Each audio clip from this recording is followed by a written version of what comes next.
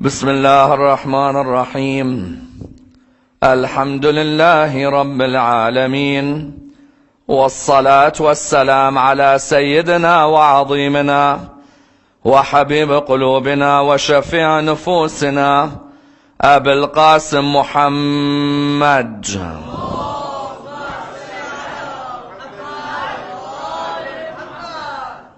وعلى أهل بيته الطيبين الطاهرين وأصحابه الغر الميامين.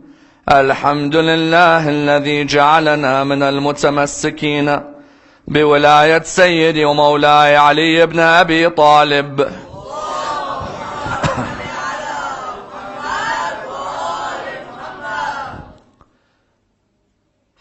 الحمد لله الذي هدانا لهذا وما كنا لنهتدي لولا أن هدانا الله. أما بعد، يقول الله في كتابه الكريم: بسم الله الرحمن الرحيم: ولنبلونكم بشيء من الخوف والجوع ونقص من الأموال والأنفس والثمرات وبشر الصابرين الذين إذا أصابتهم مصيبة قالوا إنا لله وإنا إليه راجعون. The first of our salawat in honor of Rasulullah Muhammad sallallahu alayhi wa alihi wa sallam.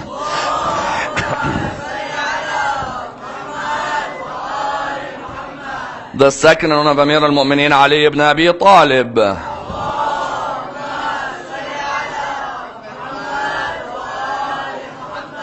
The third with your loudest voices in honor of the Imam of our time, Imam Sahib al-Asri wal-Zaman.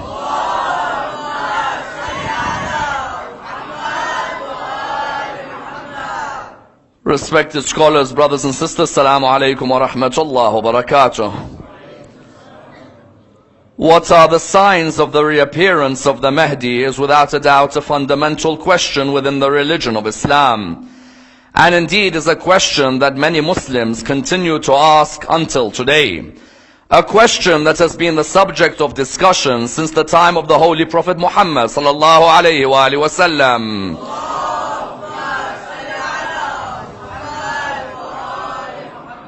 And a question of the utmost importance in each and every one of our lives. Since 1979 and the Iranian Revolution, the discussion concerning the Mahdi has increased more than it has ever seen before. Indeed, you find that before 1979, the majority of the laity of the Shia community did not necessarily pay as much attention to the reappearance of the Mahdi as they did do after the revolution of 79. Yes, many a great scholar before 1979 and in the period of the great occultation had tried to serve the Imam, had tried to work to let people know about the Imam. The likes of Saduq and Tusi and Mufid and Na'mani and the likes later on of Ahsa'i and Majlisi all posited their own opinions as to the signs of the reappearance of the 12th Imam. But what Ayatollah Khomeini did in 1979 was galvanize an otherwise quite solemn Shia community when it came to this area. In the sense that there weren't many a discussion concerning the Mahdi pre-1979. Indeed, you find that many people within the school of Ahlul Bayt found their religiosity in many cases after 1979. Many were attracted to the understanding of the religion of Islam after the revolution that took place in Iran. Because for many after that revolution, there was now an incentive to work for the Imam. Not only await the Imam, but try at the same time implement many of the teachings of the religion of Islam in relation to the discussions of the Imam. There was now an idea of a government on behalf of the Imam, a political system on behalf of the Imam, an economic system on behalf of the Imam. You found that after 1979, institutions were built named after the Imam. Mosques where apocalyptic visions of the Imam had taken place were expanded. Presidents began to use the Imam to win elections for themselves, whether rightly or wrongly. And you therefore found that there was now an increase in the discussion concerning the Mahdi in general and the signs of the Mahdi in particular. Even in the academic world, you began to notice more books were written about the Mahdi, both in Western academia and within the traditional elite. In terms of the traditional elite, you find the likes of Sheikh Ali al-Qurani. You find, for example, the likes of Ibrahim al-Amini. You find the likes of Muhammad Sadiq al-Sadr. You found the likes of Ayatollah Safi, Gulpaigani, wrote books in relation to the 12th Imam. At the same time, you found within the academic elite, people began to write about the existence of the 12th Imam, the debates concerning the signs of the 12th Imam. One only has to look at the likes of Abdul Aziz Sachadina, Hussein Mudarrisi, Hassan Ansari, as being the likes who emerged, who began to discuss the 12th Imam. Don't forget, when they were writing on the 12th Imam, many of us were only slowly turning to become religious. Therefore, any discussion of the 12th Imam in the early 80s was very difficult for us to accept. Because if you heard anyone discussing the 12th Imam with the traditions of the 12th Imam, the debates concerning the 12th Imam, that community in the 80s was different from the community of 2015. In 2015, you were able to stomach more of an academic analysis on the signs. When Sachadina wrote, when Hussein Mudarrisi wrote, when Hassan Ansari wrote, we were much more on the traditional analysis. We didn't want to hear different sides of the story. What we wanted was a majlis about the signs of the 12th Imam, then at the end, ziyarah, tabarruk, and go home. Yes? After 1979, there was a galvanization of the Shia and their understanding of the 12th Imam.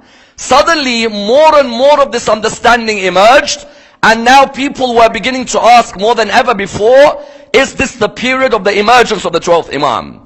Some people went to Ayatollah Bahjat, others made stories about Ayatollah Bahjat.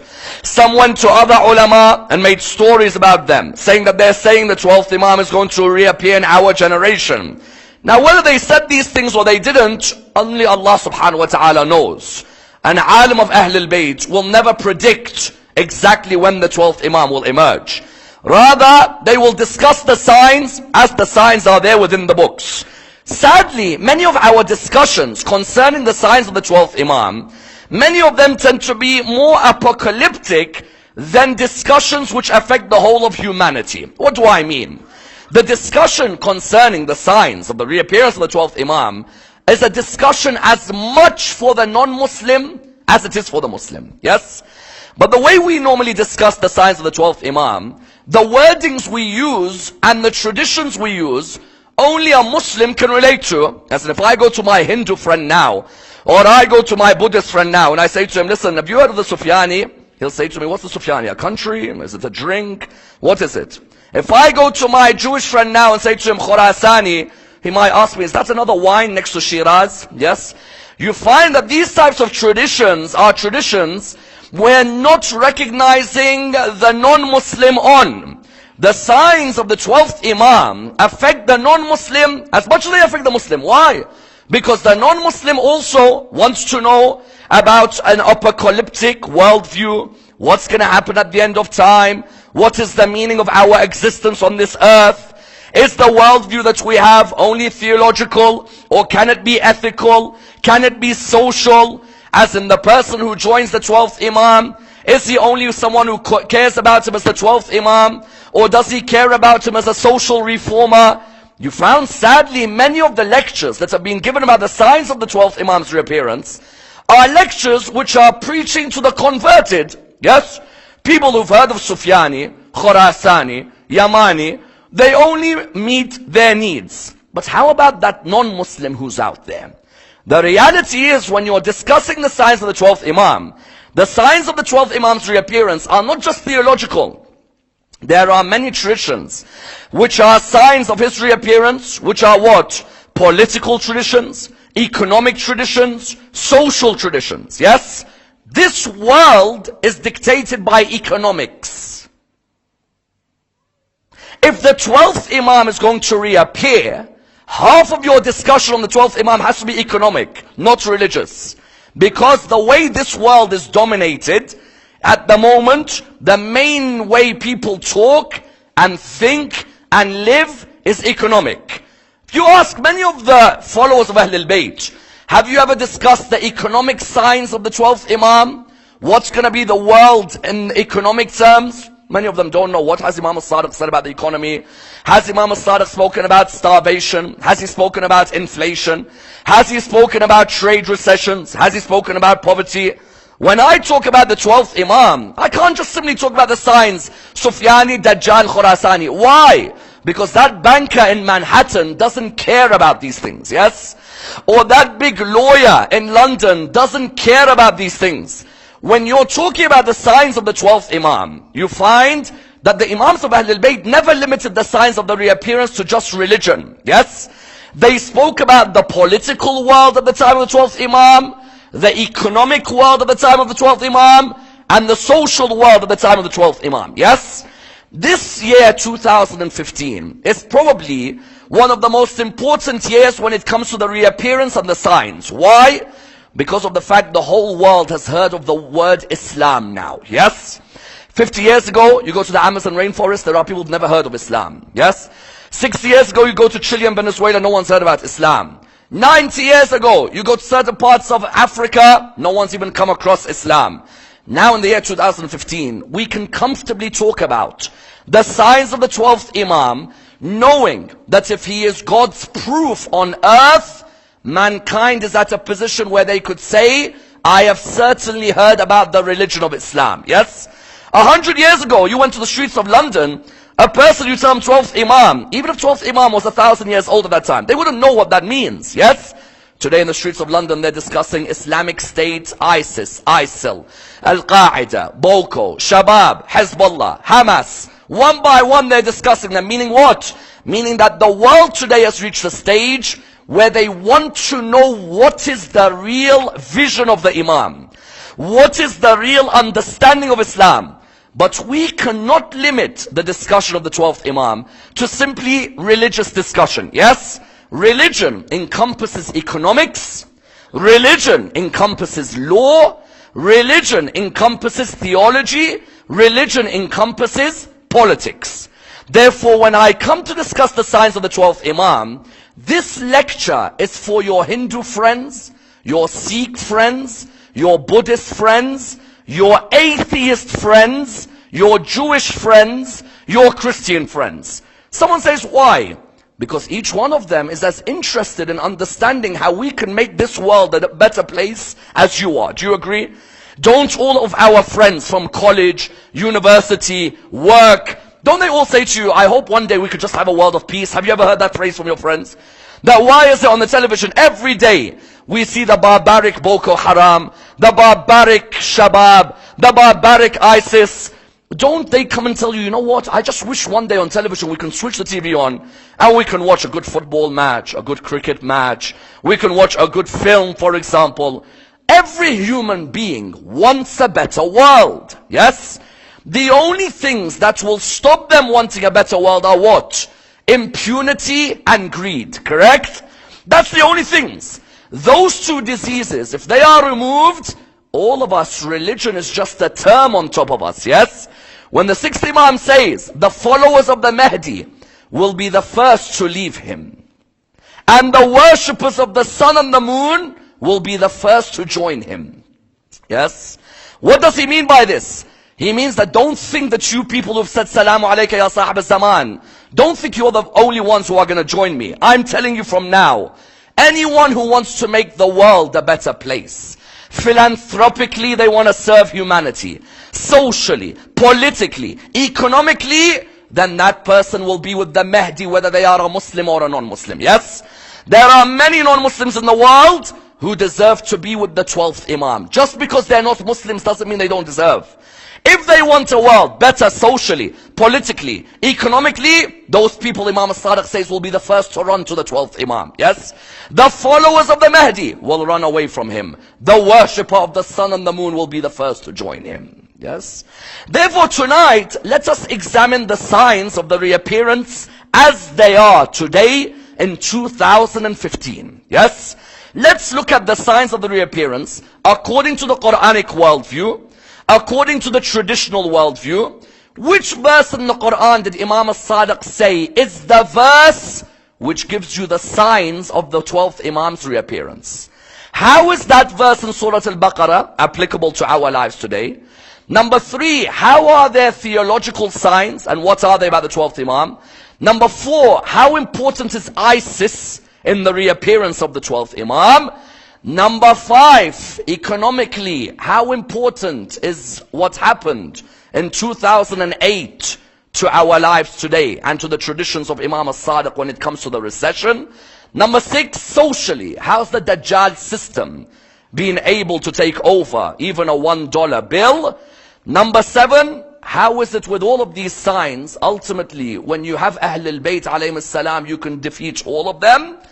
And number 8, of the definite signs, who are the ones who will be mentioned by the Imams? Let me try and examine this in order that we understand the signs in complete depth. Muhammad bin Muslim was sitting with Imam al-Sadiq one day. He asked him, Imam, what are the signs of the reappearance of the 12th Imam?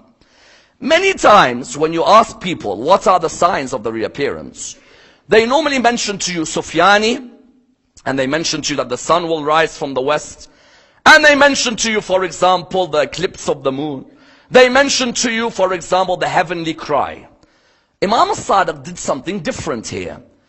Nu'mani in his Ghaiba and Saduq within the Kamal says that the 6th Imam said, if you want to see the signs of the 12th Imam's reappearance, go to Surah 2 verse 155 of the Quran. Surah 2 verse 155 gives you the understanding of the exact signs of the reappearance of the 12th Imam. Do you know what Surah 2 verse 155 says? Bismillah ar-Rahman ar-Rahim. وَلَنَبْلُوَنَّكُمْ بِشَيْءٍ مِّنَ الْخَوْفِ وَالْجُوعِ وَنَقْصٍ مِّنَ الْأَمْوَالِ وَالْأَنفُسِ وَالثَّمَرَاتِ وَبَشِّرِ الصَّابِرِينَ. Yes? What does this ayah say? Muhammad bin Muslim said, Imam, which ayah? He said this one. The ayah said, we will try and test, yes, all of you with a shortage of what? وَلَنَبْلُوَنَّكُمْ بِشَيْءٍ. Yes? With what? We're going to give you a shortage of people, of wealth, of hunger, of fear, and of suffering. And give glad tidings to whom? Glad tidings to the patient ones. When this ayah was revealed, what did the ayah say? وَلَنَبْلُوَنَّكُمْ بِشَيْءٍ مِّنَ الْخَوْفِ. The first thing we're going to test you with is a period of fear. Please understand this point. We know very well all of us will be tested, yes? And Imam al-Sadiq makes it clear. Every human being will be tested. There's not one of us who will not be tested before the advent of the 12th Imam. When they asked Ali ibn Abi Talib, how do we pray to Allah to not test us? Ali ibn Abi Talib replied by saying, do not say, Ya Allah, do not test me, for all of you will be tested. Rather say, Ya Allah, do not test me with that which shakes my faith in you. Yes?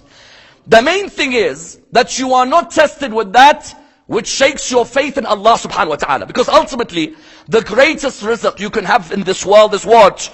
The greatest rizq you can have in this world is the belief in Allah subhanahu wa ta'ala. Yes? When this verse was spoken of, Imam al-Sadiq said to him, you want to see the signs of the 12th Imam? Look at this verse. What does this verse say?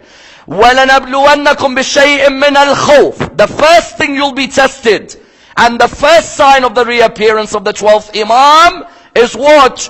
The first sign is you will go through a period of fear. At that moment, when he said to him, you'll go through a period of fear, Muhammad bin Muslim asked the 12th Imam, asked Imam al-Sadiq. He said to him, Imam? He said, yes.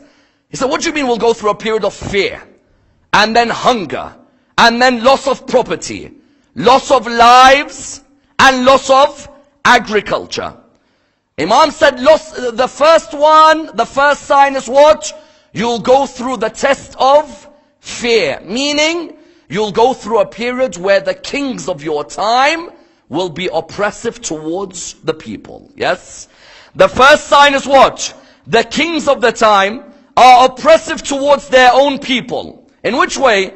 When the kings of the time allow their own people's rights to be confiscated, when the kings of the time and the rulers of the time are not just with their people, when they are arrogant towards a certain group of people, not providing them with their rights, you find that the first of the signs is what?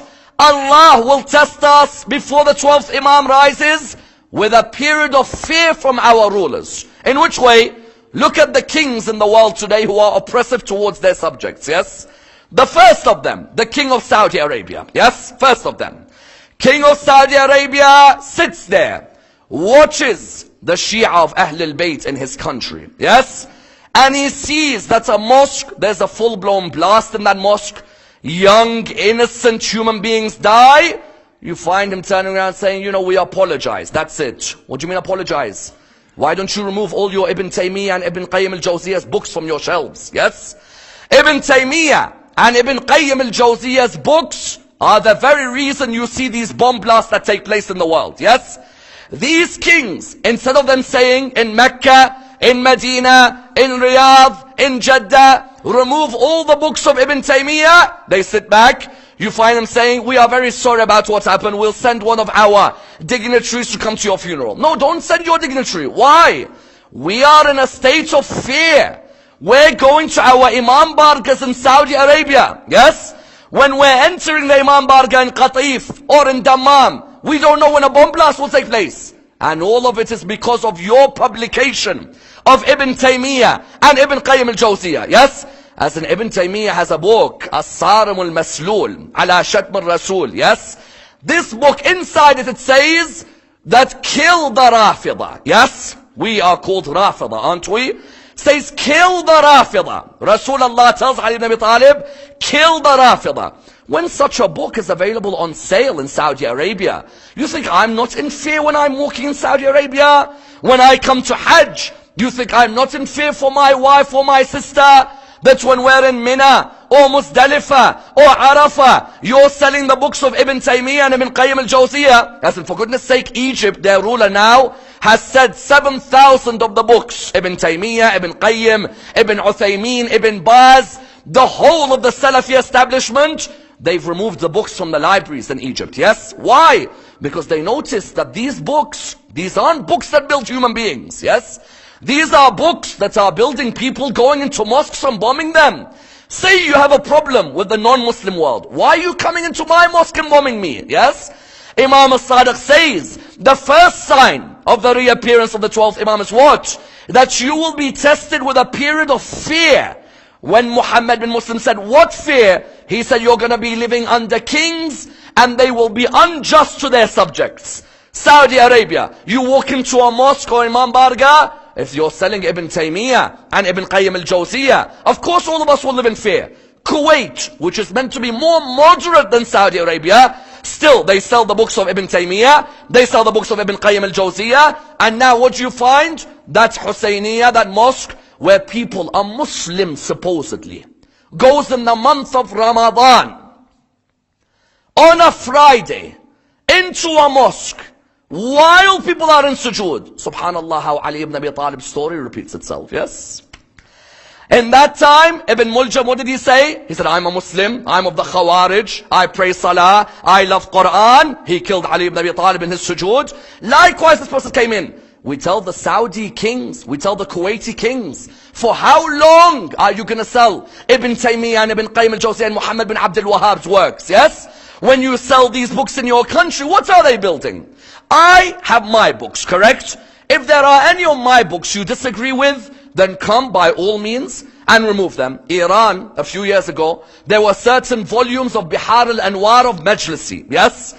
Certain volumes of Bihar al-Anwar of Majlisi, which they felt some of the hadiths in them were a bit harsh towards the khulafa of other schools in Islam, yes? You know what the Iranian government said? They said, you know what? We will remove these volumes from the 110 volumes of Majlisis Bihar.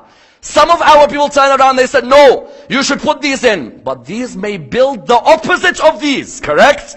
You see, for every time you say, I don't want a Salafi to rise and blast my whole mosque, how do you not know that when we put certain books out there and the layman doesn't know how to study books, that layman may be as extreme as that Salafi? Therefore, what do you find? Iran said that 3 of the volumes of Bihar al-Anwar will not be printed. Some of the Shia went crazy. Said, how could you not print? These are our books. Iran said, but there are certain hadiths in these books which some will deem offensive. We live in a world of diplomatic relations, correct? You don't just let all of your knowledge be given out to everyone. Ibn Taymiyyah, Ibn Qayyim al-Jawziyah, even now, if someone says to me, but they're great ulama. Okay, if you say they are great ulama, then leave their books to be studied by ulama, correct? Don't bring me some street boy, yes, who's lost his job, got divorced, hates the world, probably doesn't know who his father is, and then comes, and that person will come and say what? I hate this whole world. And subhanallah, when I say he doesn't know who his father is, some people may smile. No, on the contrary. Do not think the son of adultery likes this dunya, yes? They hate the dunya because they believe the dunya has hurt them, yes? So you put all of that combination together, we're going to be where? We're going to be in a state of fear, no doubt. The king of Saudi Arabia, the king of Kuwait, the king of Malaysia. MashaAllah, Malaysia, yes? Everyone wants to go there on their honeymoons and everyone wants to go there and have their holidays. And anyone who's a Shia in Malaysia has to be imprisoned. A Shia in Malaysia cannot go to a majlis of Abu Abdullah without fearing the police are going to take them in the middle of the majlis. Imam al-Sadiq therefore says what? Allah says in the Quran, that's one of the signs of the return, the 12th Imam, what? وَلَنَبْلُوَنَّكُمْ بِشَيْءٍ مِّنَ الْخَوْفِ. Number 2, وَالْجُوعِ. Yes? There's a period of intense starvation, no doubt, and I'm coming to each of these within a second, that there is in the world today. Certain streets in India, children don't know when their next meal is, yes? There are streets in Africa, children are lucky if they have iftar for themselves, yes? There are people in Africa who don't even break their fast with the luxuries that we break our fast with in the holy month of Ramadan, yes? That means what? That means any Muslim organization that's helping these people, we should support. And any non-Muslim organization that's helping them, we should support as well. Why? Because when it comes to a hungry child, please don't bring me your religion. I don't care what religion you are, yes? The main thing is, if the child is asking for food, be they Muslim or non-Muslim, you give. And if people are giving who are Muslim and non-Muslim, you give as well. Number 2, there will be a period of what? وَلَنَبْلُوَنَّكُمْ بِشَيْءٍ مِّنَ الْخَوْفِ وَالْجُوعِ وَنَقْصٍ مِّنَ الْأَمْوَالِ. Yes? There'll be a period where you'll find that your trade recession will lead to what? Will lead to inadequate income. Yes? And I'm going to come to that in a second. Yes? Trade recessions take place and inadequate income comes together. Yes? Number 4, naqsun min al-what? Min al-anfus. There'll be deaths everywhere. Correct? Everywhere you look. On the television, you see death after death taking place. Whether it's in Iraq, or in Syria, or in Pakistan, or in Bahrain, or in other parts of the world. And naqsun min al-thamarat. Yes? That you'll find that the plants and fruits are hard to come by. When Imam al-Sadiq said this, what did he give? He gave an overview of what the signs are. Correct? Imam al-Sadiq, when he said this, how many years ago did he say this? Over 1,300 years ago, let's say, Imam al-Sadiq said these are the signs of the reappearance of the 12th Imam. Correct? Let's look today whether these signs Imam al-Sadiq spoke about truly are occurring as he says. For example, we gave the example of living in fear, the idea of the kings. That's one example. Let's see the other examples, whether what he's speaking about is occurring with us today. He said, firstly, there'll be deaths everywhere. No doubt, one of the signs you find in the world today politically is that there are deaths everywhere. And I tell you, ISIS in one way has done Islam and Muslims a great favor. Why? Because now the world can see the differentiation between good and evil clearly. Yes? For the 12th Imam to return, you can't have a world which is still not sure who the good Muslims are and who the bad Muslims are. Yes? When 9/11 happened, people were still uncertain. Who's the good Muslims? Who's the bad Muslims? Yes? When September the 7th happened, people were still uncertain. Who's the good Muslims? Who's the bad Muslims? When other blasts happened, people were uncertain. Now with ISIS is the first time in the history of humanity where you find your average non-Muslim sitting next to you says to you, you know what? That is evil, no doubt. Yes? And that both of you are in agreement as to the evil of those people. Because when the 12th Imam returns, you can't have a situation where the non-Muslim world doesn't know what's good and what's evil. ISIS has become the clear demarcation between good and evil, to the extent that in America today, they even mock the funders behind ISIS. What do I mean? Jon Stewart is a comedian in America. Many of you would have come across some of his clips. Jon Stewart did something this year or a few years ago on American television, which was unprecedented. What did he do? Jon Stewart, you know, normally the worst image is given to Iran, correct? In America, the worst image was given to Iran. Who would have thought we'd reach a day where America and Iran want to talk and not have Saudi involved? Correct? Before, the whole world used to think Saudi Arabia is the best place on this earth. Yes? Saudi Arabia are good people. You know what Jon Stewart did? Jon Stewart highlighted that, you know what? More and more American people are realizing Saudi is the issue, not Iran. That in American media was unheard of. And you know how he did it? He's sitting down in front of American television, millions of viewers. While he's sitting down on American television in front of all these millions of viewers, you found him looking towards the screen. Then all of a sudden, like a picture of Ayatollah Khamenei pops up. So he looks at Ayatollah Khamenei. You can see it on YouTube. And if I paraphrase, it's as if he looks at Ayatollah Khamenei and says, "Oh, Ayatollah, oh, we haven't been friends for a very long time. Yes, it's been very long. We really want to sit down with you guys, you know. We do want to talk again. It's been too long since we've spoken." He's talking, then all of a sudden, the caption comes up of the King of Saudi Arabia. "Oh, King of Saudi Arabia, sorry. You know, I wasn't talking to him. I promise I wasn't talking to him. Like, you know, we really like you guys. We love your oil. I mean, we love your humanity." For Jon Stewart to do that on American television, do you know how huge that is?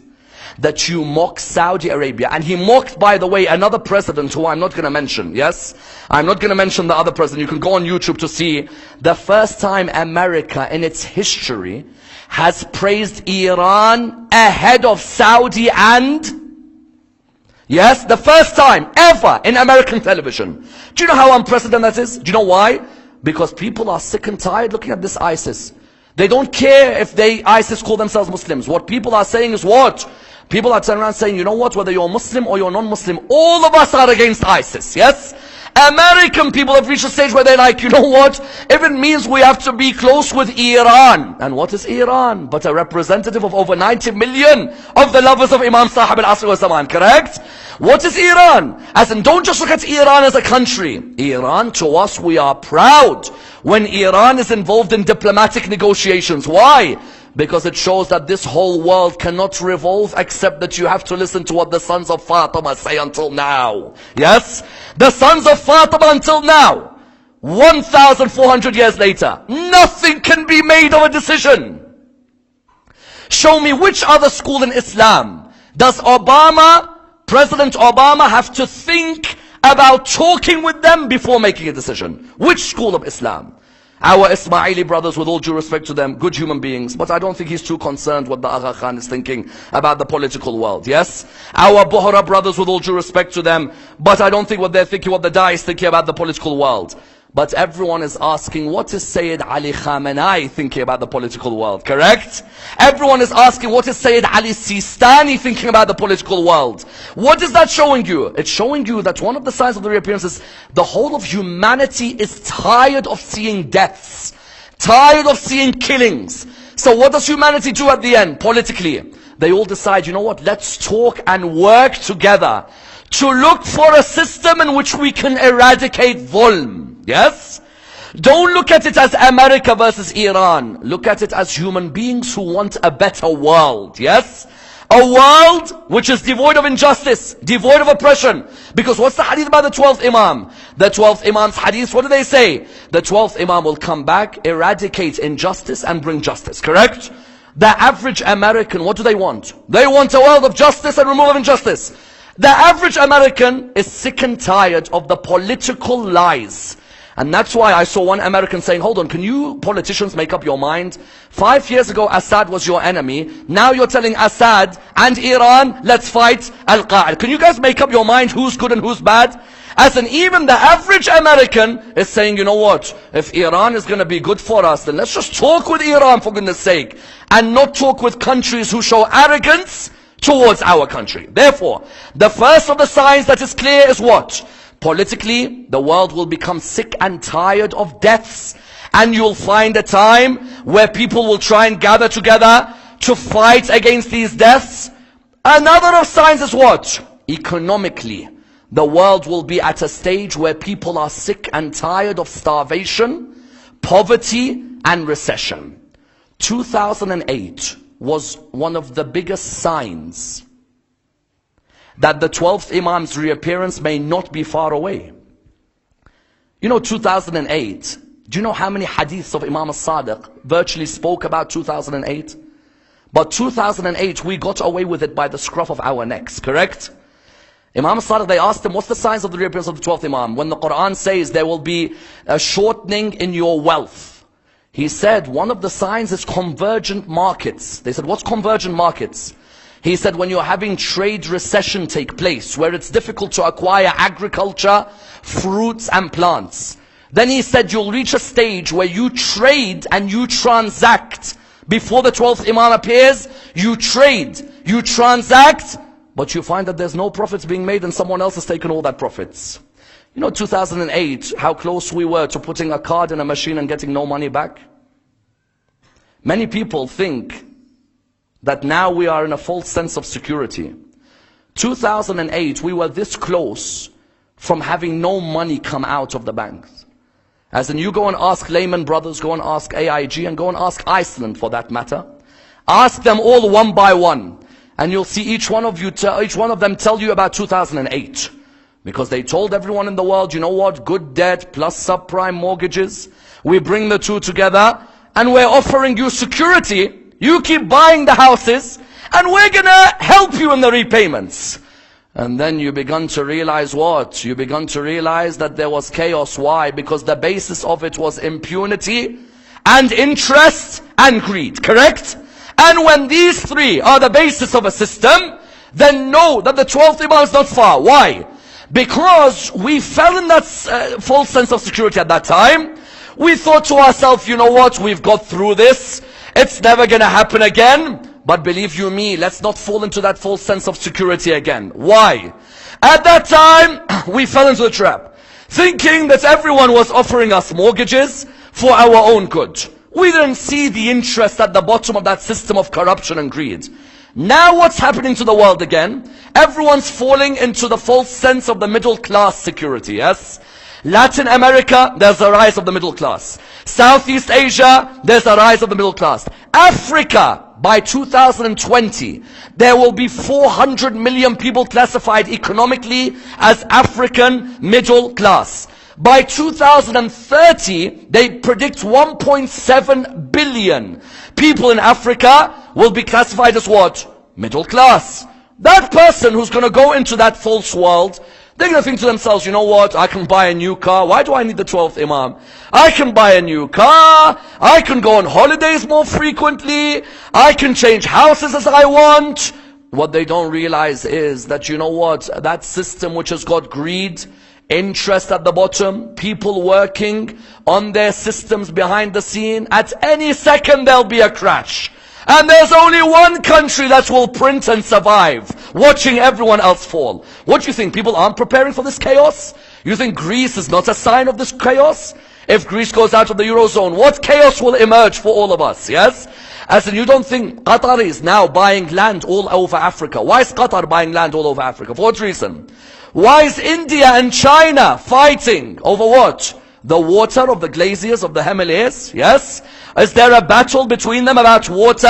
A battle about land? Don't you know at any second if there is frost in Brazil, that person in Mumbai cannot sell coffee? What Imam al-Sadiq said was, don't go into a false sense of security. Because one of the signs of the 12th Imam's reappearance is what? Is that recessions become normal. Starvation increase. Poverty increase. When we escaped from 2008, many people said, we got away with it. Lehman didn't, AIG didn't, Iceland nearly became bankrupt, yes? Greece is still feeling the effects. Imam al-Sadiq says, when you see recessions become a norm, and you see that certain people in the world find it hard to have fruits, to have plants, to have vegetables, then know this is one of the tests that you're going to face before the reappearance of the 12th Imam, yes? Many of us look at this global macro economy, And we think to ourselves, it's never gonna crash, yes? Let's keep on living and enjoying. What we don't realize, you know what, at any second this crash is gonna happen. And if you wanna know, one of the clearest signs of the 12th Imam is what? The Muslim and the non-Muslim will reach a stage where they say, where is there a man who will come and who will remove interest and greed and impunity from our systems, yes? Because the very basis of corruption in the economic world is that greed and impunity that exists amongst the people. Do you know what Imam Salih said? When the 12th Imam returns, what are you going to see? He's going to give out so much wealth, they don't need to check the balance because of how much rizq Allah gives with him, yes? But that is not going to be with the interest repayment program where they tell you securitization, yes? We're giving you security over here. Don't worry, you keep taking mortgages from us. This is good debt. We'll place it on another debt somewhere else until they nearly cause havoc. And I'll tell you something. When you have religion, you're able to remain patient when you lose money. That person who doesn't have religion doesn't mind killing you, destroying your family so they get money, correct? And that's why we don't want it to reach a stage of havoc, but it will. If a person doesn't realize economically how this world is dictated, then they haven't realized one of the major signs of the 12th Imam. وَلَنَبْلُوَنَّكُمْ بِشَيْءٍ مِنَ الْخَوْفِ وَالْجُوعِ وَنَقْصٍ مِنَ الْأَمْوَالِ وَالْأَنفُسِ وَالثَّمَرَاتِ. Yes? Politically, the world is coming to a stage where they're sick of deaths and sick of corrupt governments, as John Stewart showed. Economically, we're reaching a stage where everyone's like, you know what? These Wolf of Wall Street bankers, we're sick and tired of what they did to us. Yes? We want a man who is just economically. Notice the word for economics in Islam is what? Iqtisad. Yes? Iqtisad means justice, not economics. We translate economics in Arabic with justice. The non-Muslim translates economics what? On a more monetary level. Islam says, don't translate economics with the word economics in Arabic. Translate it with justice. Because a true economic system, a person fears Allah before they fear everybody else. Yes? Therefore, number one, politically, you could see the world is coming together. We're all sick and tired of the corruption of Saudi Arabia and the oil barons behind the scenes. Economically, you're sick and tired of those people who are ruining the lives of innocent children in Africa simply because what are they doing? They're making sure they're looking out for themselves. They could see a drought in California. They could see global climate change is going to make products and food a scarcity. So what are they doing? They're going to make sure that they destroy even human life. And that's where the hujjah comes in, number two. Number three, the third sign, the rise of the Dajjal. No doubt, yes? The Dajjal, is he a human being or is he a system? No, in the school of Ahlul Bayt, we believe there's a system. Its symbol is what? The one eye. That $1 bill, for the life of me, I still haven't understood why there's a pyramid with one eye on top of it, yes? As in, you can't be more blatant than that, yes? Are there many pyramids in America yet or no? Maybe inshallah there are. Pyramid with one eye. One-eyed system. What's that one-eyed system? That one-eyed system is the very antithesis of religion. Everything religion wants, it says, no, we don't want that. We want freedom. Yes? Enjoy. There's no limits. Don't let religion dictate to you morals. You make up your own morals. Yes? The Dajjal system, what does it do? It is the very antithesis of what the prophets came and said. The prophets would come and say, we have come to bring morals to society on behalf of God. For the moral barometer is God. The Dajjal system says, no, there's no God. Yes, God is dead. God is dead. Do you know in America recently there was a film called God is Not Dead. The film was about the number of lawsuits which students have taken universities to court because of the number of students who wanted to write God in their essays, and the university professors mocked them saying there's no God. Do you know in America how many students have taken universities to court? Because in universities in America today, if you write in your essay God and not Mother Nature, then you are made fun of. So they made a film in Hollywood, God is Not Dead, to try and show that, don't let people tell you there's no God and replace God with all these theories. No, be proud to say there is God. But what does the Dajjal system do? Dajjal system, one of the biggest signs of the 12th Imam. It tells you, listen, there's no need for God. Just be a good human with a good heart. Yes? Be a good human, have a good heart. Islam said, but why should there be a disagreement? Why can't you believe in God and be a good human and have a good heart? No, no, no, no, no. We don't need God. You don't understand. Let us enjoy. Let everyone enjoy what they desire. ألم أحد إليكم يا بني آدم أن لا تعبدوا الشيطان إنه لكم عدو مبين. Didn't I make a covenant with you, O children of Adam? Do not worship shaitan. Someone says, I don't worship shaitan. No, no, no. What did they mean when we said we don't worship shaitan? That don't live in a world where you are governed by your animal desires and forgot your greatness as a human being. Yes? The Dajjal system, what does it say? You are free to do what you feel like. Yes? That whole Nietzschean concept of nihilism, and we'll reach a stage where we just do absolutely everything we like. I tell you, this is where it's heading with this Dajjal system. 40 years ago, what was a psychological disorder, today is cool. 40 years ago, what was a psychological disorder, today is cool. Would you believe, I read in one newspaper recently, it said, there are certain adults trying to use that argument for pedophilia. Yes? Then what are they saying? They're saying, well, you know what? If 40 years ago this was bad, now it's cool, why can't I work hard on saying that I'm naturally attracted to? And if you give me 40 years, give me the right money, the right CEO of big companies, then I'll make that cool. Then after that, what's the slippery slope? After pedophilia, incest. After incest, bestiality. Someone says, oh, that's disgusting. That will never happen. Hold on a minute. What you said was disgusting 40 years ago is cool now. What you said 40 years ago was disgusting is cool. The Dajjal system puts you into what? A false sense of what's freedom. Yes? It tells you, you know what? This is freedom for you. Don't let religion take over you. And you find, subhanallah, however much it works, mankind still can't get away from wanting spirituality. Yes? They said religion would die. Dajjal system would take over. Even the least religious still want a spiritual way of life. Madonna wanted Kabbalah. Tom Cruise, Scientology. Yes? Richard Gere, Buddhism. However much they told them, listen, no need for spirituality, even they want to find spiritual paths. Yes? But ultimately, the Dajjal system is one of the signs that don't think what's happening today in the world with everything becoming free is not a sign of the Imam. There are certain people who are not Muslims, but even they are saying, hold on, what's going on now? Things which we blatantly were saying were wrong a few years ago are now becoming normal. Where is that man who will bring the morals of God onto the earth before our children lose their head? And wallah, you look at some of the people which the Dajjal system's overtaken. I'll give you a few examples. You look at Amy Winehouse. You look at Miley Cyrus. You look at the Kardashians. You look at Lady Gaga. Yes? Look at all of these.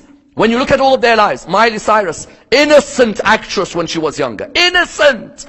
Today, Miley Cyrus cannot appear on television with any clothing on virtually. Miley Cyrus, most innocent Disney actress you'd find. Young girl, look what happened. Lindsay Lohan, innocent when she started, look what's happened. And who do they make sure are the role models? Yes? The ones who want complete freedom. Kim Kardashian, Lady Gaga. These are the role models, yes? Why are you concerned about God and religion? Be free. Kim Kardashian broke the internet because she posed nude. Broke the internet. Now if you say religion is not good, what is so moral about that? If you say Islam is barbaric, yes? And I agree with you. ISIS are barbaric. Boko are barbaric. Shabab are barbaric. Al-Qaeda is barbaric. I agree with you completely on all of that. But are you telling me you want your kids to grow up in a world where they are slaves of this industry? Is that what you want? Or do you want a savior who will allow your daughter to have dignity and respect? Not a Lady Gaga loses her head Miley Cyrus now completely in the nude. Is that what you wanted for your children? Because when I'm saying the Mahdi, I'm not saying the Mahdi is coming for Muslims. I'm saying the Mahdi is coming for every mother who's worried about her daughter and her future. That's Imam. Every mother who cares about her daughter's future. You don't think American parents and British parents now are worried with what their children watch on the television? Hypersexualized media?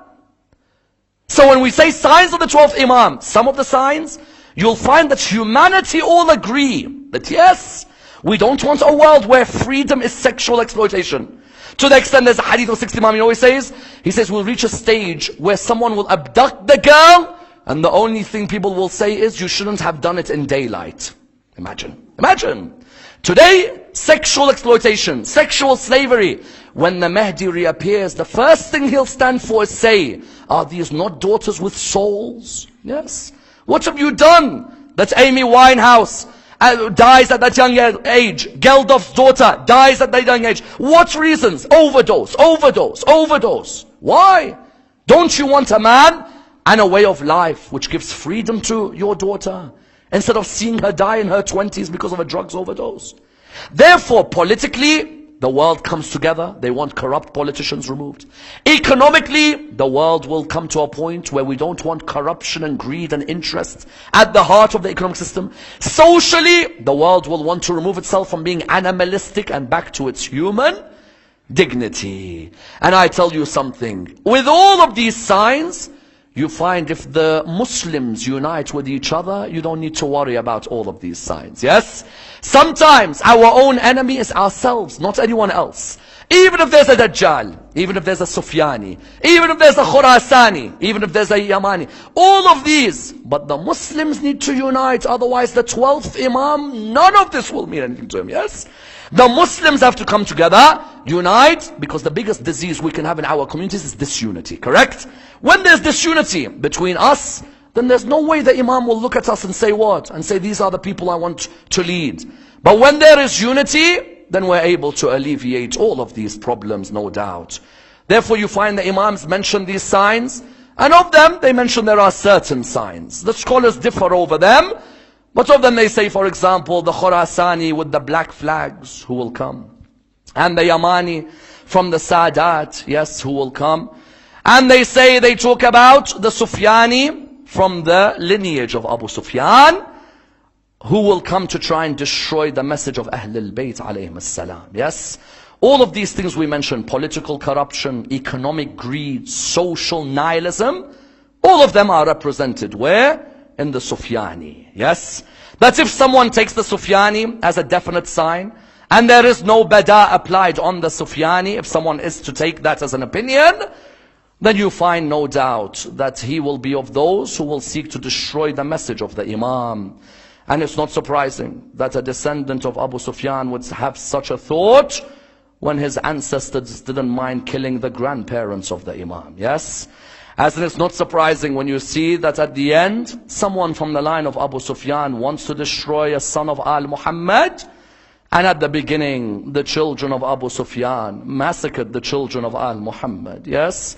On the plains of Karbala, a child running from tent to tent. Yes?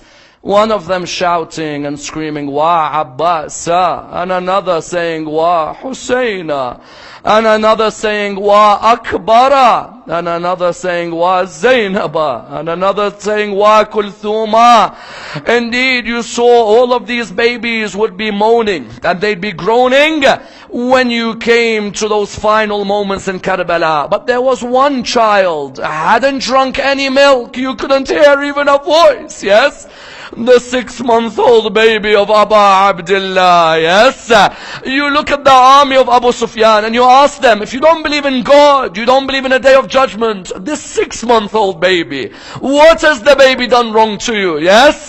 Because when Imam took the baby from Rabab, from Sayyidah Zainab, she said to him, the mother cannot feed the baby anymore. The Imam took the baby in his hands, he went out towards the battlefield, and he looked towards the people there. What did he say to them?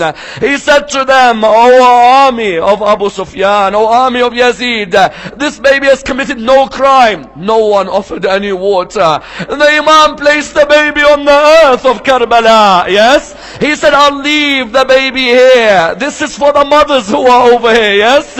I'll leave the baby here. No one offered any milk, no water. The Imam took him back one final time. Again he asked. The narration mentions Umar bin Sa'ad turned around to Harmala bin Kahil. Yes? No one describes this better than Mukhtar al-Thaqafi. Yes? Mukhtar al-Thaqafi, when he caught Harmala bin Kahil, he asked him, Harmala, what did you do on the 10th of Muharram? Harmala said, I shot 7 arrows to the army of Hussein. He said to him, 4 of them shot their target, 3 of them missed their target.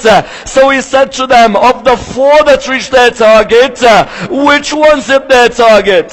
He said, the first one I shot on the right eye of Abu al-Fadl when he was on his horse. Allahu Akbar. He said, the second one I shot on the chest of Abdullah, the son of Imam al-Hasan alayhi salam. He said, but the third one hurts me until now. He said, I shot it into the neck of the 6-month-old. He said, I saw the baby flap its hands like a bird flaps its wings. Imagine. But the Sabirin, what do they say? Inna lillahi wa inna ilayhi raji'un. Imam al-Hussein returned back to the tent. Rabab was sitting there. He went back and forth and said, Allahu Akbar 7 times. They said to him, Abu Abdullah, what's wrong with you? He said, I don't know how to tell a mother her baby's neck has been pierced. They buried the baby, yes. They buried the baby. But then on the night of the 11th of Muharram, Sayyidah Zainab was in her tent sleeping. While in the tent sleeping, she got up. She looked around. She saw Qasim's mom. She looked around. She saw Akbar's mom. But she couldn't find Asghar's mom.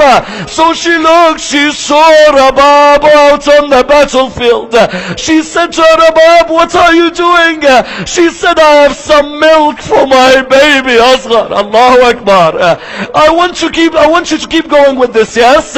When they went away, they left Karbala. When they came back to Karbala, when they returned on the 40th, Imam Zayn al-Abidin brought the head of Imam al-Hussein. He placed it with the body of the Imam.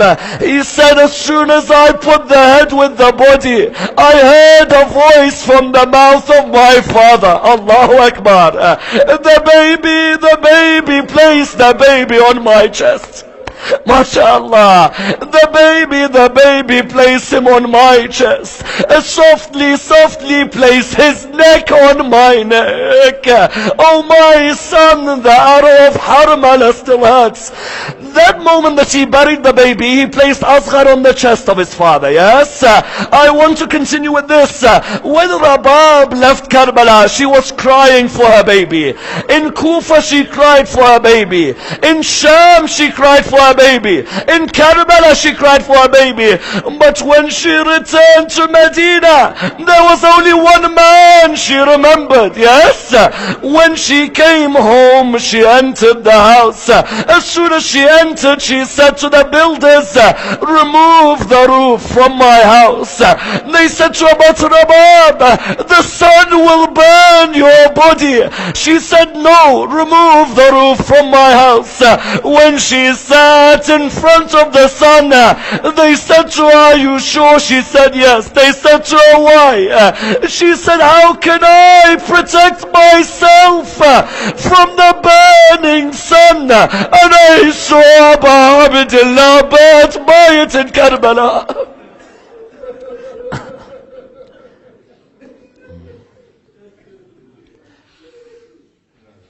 Inna lillahi wa inna ilayhi raji'un. We pray to Allah subhanahu wa ta'ala to raise us with Muhammad and Al Muhammad.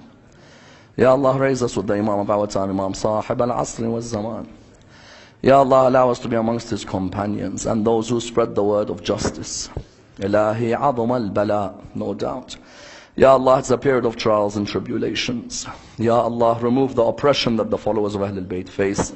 We pray to Allah subhanahu wa ta'ala with the following dua. Bismillah ar-Rahman ar-Rahim. Allahumma kun li waliyika al-Hujjat ibn al-Hasan.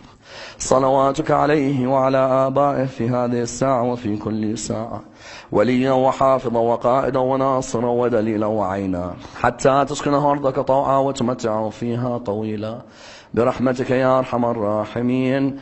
وصل اللهم على محمد وآله الطيبين الطاهرين.